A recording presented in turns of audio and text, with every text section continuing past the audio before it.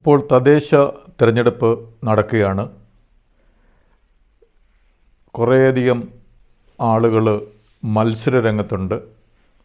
അവർ ഓരോ വീടുകൾ കയറി ഇറങ്ങി വോട്ട് അഭ്യർത്ഥിക്കുന്നു, ഞങ്ങൾക്ക് പിന്തുണ നൽകണമെന്ന് പറയുന്നു. പ്രധാനമായിട്ടും 3 മുന്നണിയായിട്ടാണ് കേരളമൊട്ടാകെ മത്സരിക്കുന്നത്.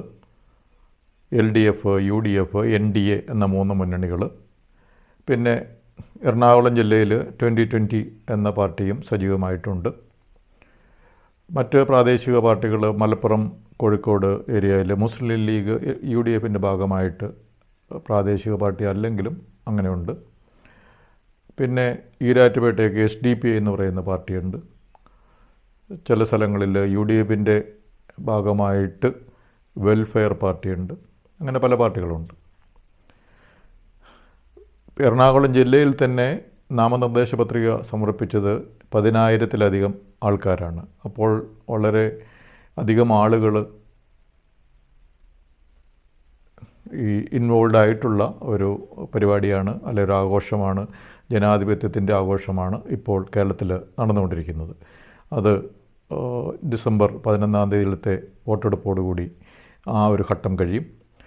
അപ്പോൾ ഇതിൽ BJP മുൻഗണന നൽകുന്ന കാര്യങ്ങൾ ഈ ഇലക്ഷനിൽ എന്തൊക്കെയാണെന്ന് നോക്കാം. BJP പ്രധാനമായിട്ടും പറയുന്നത് വികസിത കേരളം.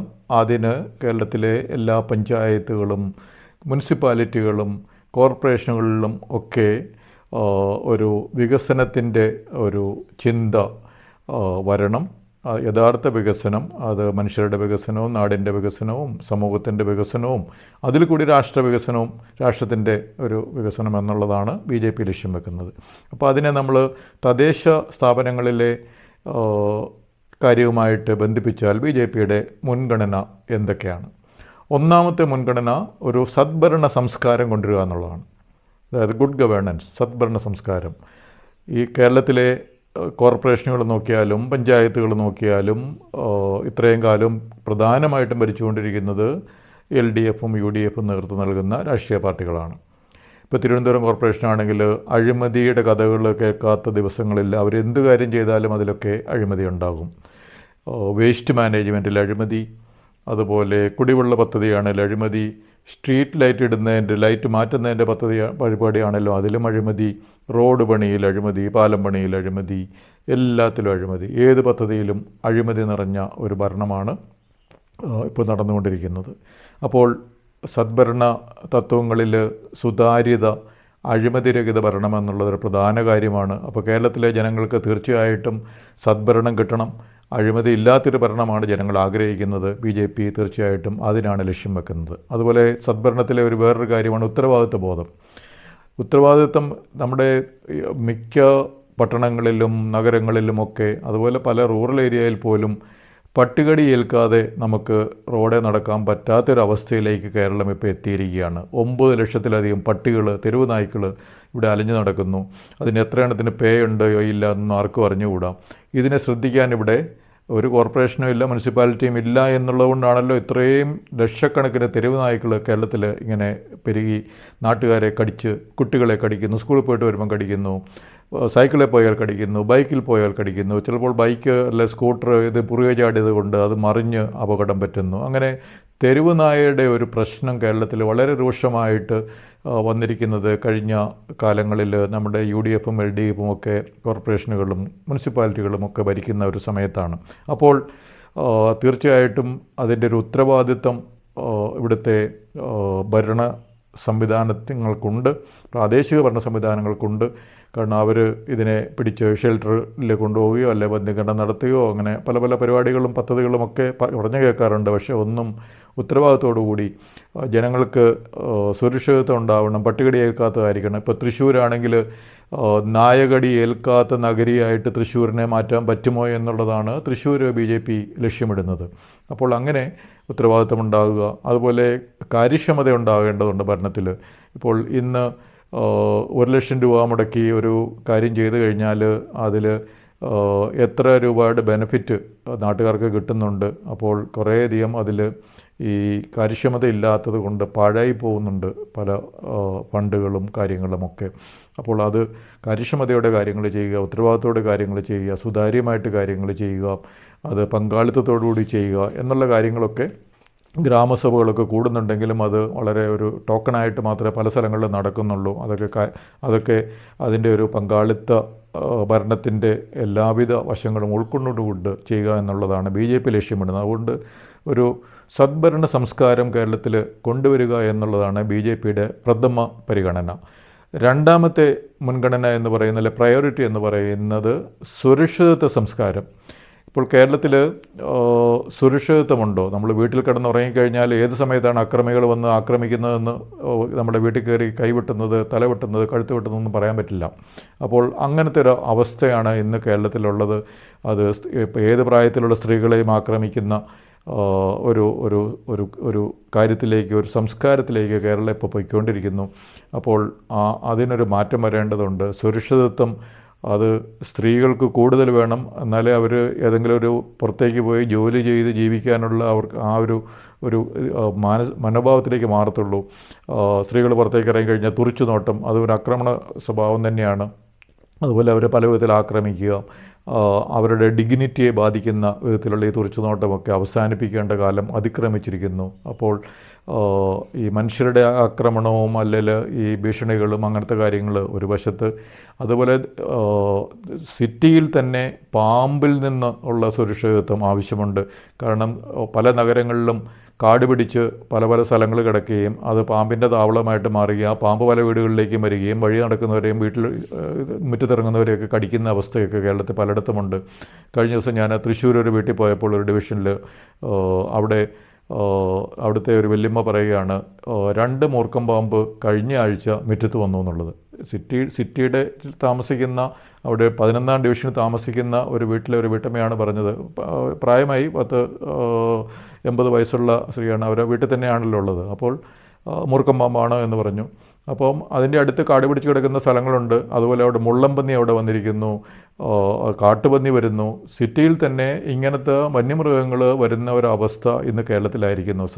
ഈ നമ്മൾ കൂടുതൽ കേൾക്കുന്നത് വന്യജീവി ആക്രമണം ഈ വനത്തോട് ചേർന്ന് കിടക്കുന്ന കാർഷിക മേഖലയിലാണെങ്കിലും സിറ്റിയിൽ വരെ വന്യജീവികളായ ഈ കൊടുംവിഷമുള്ള പാമ്പുകളും മുള്ളംപന്നിയും കാട്ടുപന്നിയും ഒക്കെ ധാരാളമായിട്ട് വന്നു തുടങ്ങി എന്നുള്ളത് ഇവിടുത്തെ ഒരു പ്രശ്നമാണ്.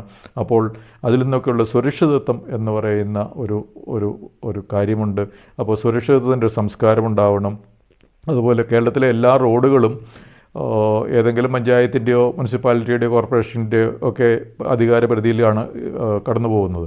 അപ്പോൾ റോഡ് അപകടങ്ങളിൽ നിന്നുള്ള സുരക്ഷിതത്വം, അതുപോലെ റോഡിൻ്റെ സൈഡിൽ കൂടെ നടന്നു പോയ വണ്ടി ഇടിക്കാതിരിക്കാനുള്ള സുരക്ഷിതത്വം, അതുപോലെ നമ്മൾ റോഡിൻ്റെ സൈഡിൽ കൂടെ പെഡസ്ട്രിയൻ പാത്തിൽ കൂടെ നടന്നു പോകുമ്പോഴത്തേനും ഏതെങ്കിലും ഓട ഇളകി മാറി അതിൽ കൂടെ കാല് പോയിട്ട് അല്ലെങ്കിൽ ഓടയിൽ വീണിട്ട് മരിക്കാതിരിക്കാനുള്ള അവസ്ഥ. അതുപോലെ തിരുവനന്തപുരത്ത് കുറേ വർഷങ്ങൾക്ക് മുമ്പ് ഞാൻ കണ്ടിരുന്നു, അധികമായില്ല, ഒരു സ്കൂട്ടറുകാരൻ പോകുമ്പോഴത്തേനും ഒരു വണ്ടിക്ക് സൈഡ് കൊടുത്തപ്പോഴത്തേനും സൈഡിലുള്ള ഓടയിലേക്ക് ആ സ്കൂട്ടറുകാരൻ മറിഞ്ഞു വീണ്. കാരണം ഓടയ്ക്ക് ഒരു കവറില്ല. അപ്പോൾ അങ്ങനത്തെ സുരക്ഷിതത്വം എന്ന് പറയുന്നത് മനുഷ്യരുടെ ആക്രമണങ്ങൾ മാത്രമല്ല, റോഡുകൾ സഞ്ചരിക്കുമ്പോൾ, റോഡിൻ്റെ സൈഡിൽ കൂടെ യാത്ര ചെയ്യുമ്പോൾ, നടക്കുമ്പോൾ, സൈക്കിളിൽ പോകുമ്പോൾ, വാഹനത്തിൽ പോകുമ്പോൾ ഒക്കെയുള്ള സുരക്ഷിതത്വം പ്രധാനമാണ്. വന്യമൃഗങ്ങളിൽ നിന്നുള്ള സിറ്റിയിലൊക്കെ തന്നെയുള്ള വന്യമൃഗങ്ങളിൽ നിന്നുള്ള സുരക്ഷിതത്വം ഇമ്പോർട്ടൻ്റ് ആണ്. അതുപോലെ ഒരു ആശുപത്രിയിൽ ചികിത്സിക്കാൻ പോയി കഴിഞ്ഞ് കഴിഞ്ഞാൽ അവിടുത്തെ ഒരു ഭിത്തി ഇടിഞ്ഞു വീണ് മരിക്കുന്ന ഒരു അവസ്ഥ ഉണ്ടായിക്കഴിഞ്ഞാൽ, അല്ലെങ്കിൽ ആ കെട്ടിടം ഇടിഞ്ഞു വീണ് മരിക്കുന്ന ഒരു അവസ്ഥ ഉണ്ടാകുന്നത് തീർച്ചയായിട്ടും സുരക്ഷിതത്വത്തിൻ്റെ ഒരു പ്രശ്നമാണ്. കോട്ടയം മെഡിക്കൽ കോളേജിൽ അങ്ങനെ ഉണ്ടായി. അതുപോലെ ഒരു സ്കൂളിൽ പഠിക്കാൻ പോയി കഴിഞ്ഞാൽ ആ സ്കൂളിൻ്റെ ഒരു വൈദ്യുതി കമ്പിയെ തട്ടിയിട്ട് അല്ലെങ്കിൽ തൊട്ടിട്ട് കുട്ടികൾ മരിക്കുന്ന ഒരവസ്ഥ സുരക്ഷിതത്വത്തിൻ്റെ പ്രശ്നമാണ്. അപ്പോൾ സുരക്ഷിതത്വത്തിൻ്റെ ഒരു സംസ്കാരം കേരളത്തിൽ ഉണ്ടാകേണ്ടത് അത്യാവശ്യമാണ്. അപ്പോൾ ആ സുരക്ഷിതത്വ സംസ്കാരം BJP മുന്നോട്ട് വെക്കുന്ന ഒരു പരിഗണന തന്നെയാണ്. ഇനി അടുത്ത ഒരു പ്രയോറിറ്റി എന്ന് പറയുന്ന, മൂന്നാമത്തെ പ്രയോറിറ്റി എന്ന് പറയുന്നത് ജനപ്രതിനിധി സംസ്കാരം എന്നുള്ളതാണ്. ഇന്ന് ജനങ്ങൾ വോട്ട് ചെയ്ത് ജയിപ്പിച്ച് വിട്ട് കഴിഞ്ഞാൽ ഒരു കൗൺസിലറായാലും വാർഡ് മെമ്പറായാലും പഞ്ചായത്ത് പ്രസിഡൻ്റായാലും മേയറായാലും MLA MP ഒക്കെ നേതാക്കളാവുകയാണ്. അവർ നേതാക്കളായി, ലീഡേഴ്സ്. പിന്നെ അവരെ കാണത്തില്ല. പിന്നെ അവരെ കാണണമെങ്കിൽ നമ്മൾ അവരുടെ പുറകെ നടക്കണം. എന്നുള്ളൊരവസ്ഥ ആണ് ഇന്ന് കേരളത്തിൽ നമ്മൾ കാണുന്നത്. എം പിമാരൊക്കെ വലിയ ആൾക്കാരാണ്, MLA മാർ അതിലും വലിയ ആൾക്കാരാണ്. നമ്മുടെ ഒരു മേയർ എന്നൊക്കെ പറഞ്ഞു കഴിഞ്ഞാൽ അവർ വലിയ തിരുവനന്തപുരത്തൊരു മേയർ അവിടെ ഒരു KSRTC ബസ് അല്ലെ ഏതൊരു ബസ്സിൽ യാത്ര ചെയ്ത ആൾക്കാരെ ഭീഷണിപ്പെടുത്തുന്ന കാര്യങ്ങളൊക്കെ നമ്മൾ കഴിഞ്ഞ വർഷമോ അതിൻ്റെ മുമ്പത്തെ വർഷമൊക്കെ നമ്മൾ കണ്ടതാണ്. അപ്പോൾ ജനപ്രതിനിധി സംസ്കാരം എന്ന് വെച്ച് കഴിഞ്ഞാൽ ഈ നമ്മൾ വോട്ട് ചെയ്ത് ജയിപ്പിച്ചു വിടുന്ന ആൾക്കാരൊക്കെ നമ്മുടെ പ്രതിനിധികളാണ്, നമ്മുടെ റെപ്രസെൻറ്റേറ്റീവാണ്. അവർ നമുക്ക് വേണ്ടി സംസാരിക്കേണ്ടവരാണ്, നമ്മോടൊപ്പം ഇപ്പോൾ ഉണ്ടാവേണ്ടവരാണ്. അപ്പോൾ BJPയുടെ ഒരു സംസ്കാരം എന്ന് പറയുന്നത് ലക്ഷ്യം വെക്കുന്നത് ജനപ്രതിനിധി സംസ്കാരം. ജനങ്ങളോടൊപ്പം ഉണ്ടാകും, എപ്പോഴും ജനങ്ങളുടെ കൂടെ ഉണ്ടാകും, ജനങ്ങളുടെ അടുത്തുണ്ടാകും എന്നുള്ളത്. അപ്പോൾ അത് എങ്ങനെയാണ്? അപ്പോൾ അവിടുത്തെ ഒരു കോർപ്പറേഷനാണ്, ആ ഡിവിഷനിലെ ആൾക്കാർക്ക് ഒരു താങ്ങായിട്ട്, അവർക്ക് ഒരു കാവലാളായിട്ട്, അവർക്കൊരു കരുത്തായിട്ട്. അപ്പോൾ അതാണ് BJP ലക്ഷ്യം വെക്കുന്ന ഒരു ജനപ്രതിനിധി സംസ്കാരം. വോട്ട് ചെയ്ത് പ്രചരണത്തിൻ്റെ സമയത്ത് നമ്മൾ കാണുന്ന പോലെ തന്നെ പ്രചരണ ശേഷവും ആ നാട്ടിൽ ആ വാർഡിലോ ഡിവിഷനിലോ ഉള്ള ആൾക്കാർക്ക് ഒരു താങ്ങായും കരുത്തായും കാവലാളായിട്ടും BJPയുടെ ജനപ്രതിനിധികളുണ്ടാകും. ജനപ്രതിനിധി സംസ്കാരം വളർത്തിയെടുക്കുക എന്നുള്ളതാണ് BJP ലക്ഷ്യം വെക്കുന്നത്. ഒരു ഉദാഹരണം, തൃശ്ശൂർ പറവട്ടാനി, അതായത് ഡിവിഷൻ 20 തൃശ്ശൂർ പറവട്ടാനി എന്ന് പറയുന്ന സ്ഥലം. അവിടെ കഴിഞ്ഞ ദിവസം ഒരു കടയിലൊരു ബേക്കറിയാണ്. ആ ബേക്കറി നടത്തുന്ന ആൾ പറയുകയുണ്ടായി, അദ്ദേഹം നേരത്തെ CPM അങ്ങനെ എന്തോ പാർട്ടിയായിരുന്നു തോന്നുന്നു.